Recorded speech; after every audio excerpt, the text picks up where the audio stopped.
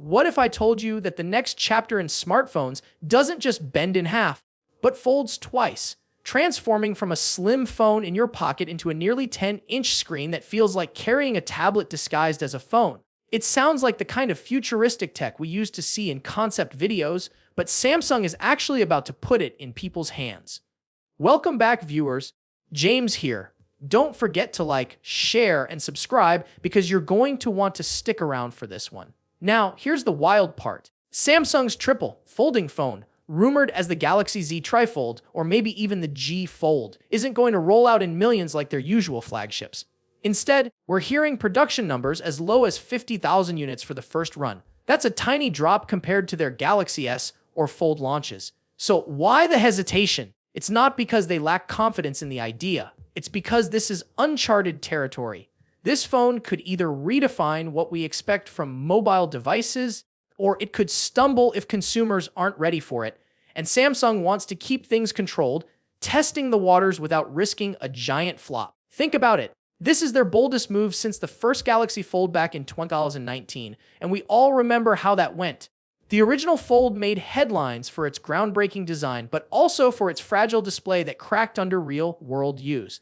Samsung had to go back, redesign, and relaunch. This time, they're not taking chances. By keeping the first wave small, they can fix issues quickly and adjust the design if early users report problems.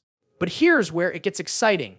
The leaks paint a picture of a phone that doesn't just look futuristic, but actually solves problems older foldables never could. Instead of leaving part of the screen exposed like Huawei's Mate X-T, Samsung's design folds inward on both sides, fully protecting the massive display when closed. And when it's open, you're staring at a near 10-inch panel. To put that into perspective, that's larger than the screen on an iPad mini. Imagine sitting on a flight and watching Netflix on a display that size, then folding it down to a pocket-friendly form when you're done.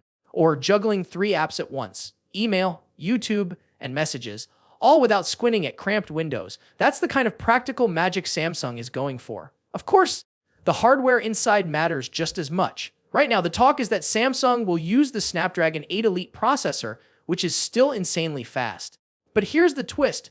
By the time this phone hits shelves, the upgraded Snapdragon 8 Elite 2 will already be out, which means people dropping nearly $3,000 in might not be getting the absolute newest chip. That's a risky move, because buyers at this price point usually want bragging rights to the latest tech. But maybe Samsung is betting that the unique design itself is worth more than a minor spec bump.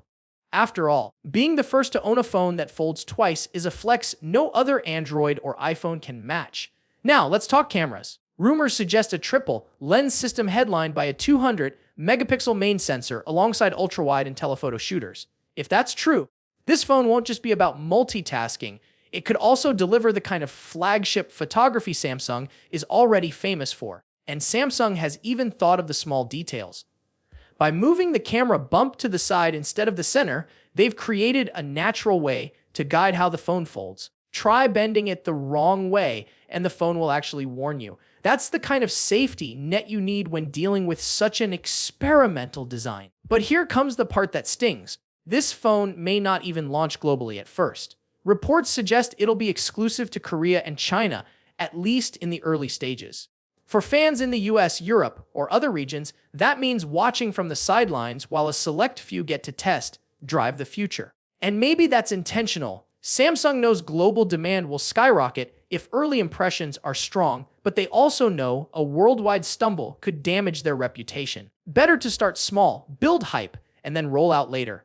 Now, don't think Samsung is putting all their eggs into one foldable basket. While the Trifold is getting all the spotlight, the Galaxy S26 Ultra is brewing in the background with upgrades that could be just as groundbreaking. Imagine Samsung dropping 2 category-defining devices back to back, one for people who want bleeding-edge experimental tech, and another for those who want the ultimate premium smartphone experience without the risk.